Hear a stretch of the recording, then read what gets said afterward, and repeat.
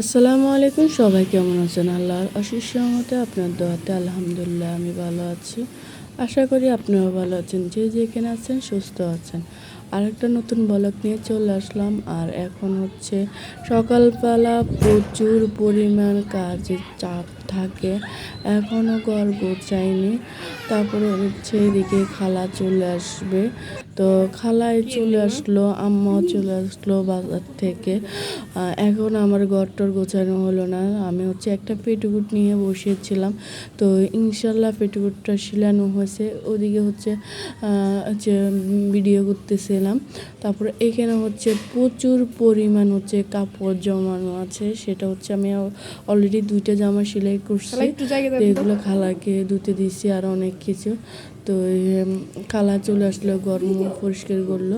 তো আম্মা এখান থেকে বাজার নিয়ে আসলো।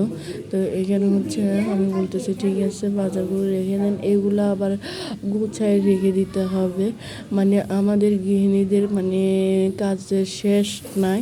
আর একটু যে সকালবেলা দেরিতে করে উঠলে তো হয়েছে, মানে বাচ্চা কাচ্চা বলেন, বাচ্চা কাচ্চা সামলানো, পড়ালেখা, তারপর রান্না বান্না, ঘরের সব কিছু গোছানো, সব কিছু পরিমাণ।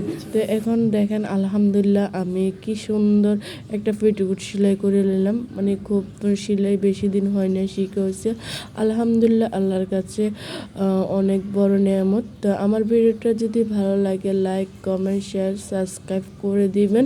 আর আপনারা বেশি বেশি আমাকে সাপোর্ট করবেন। তো দেখেন কি সুন্দর একটা পেটিকোট সেলাই করে ফেলছি নিজের জন্য। ঘরের কাজ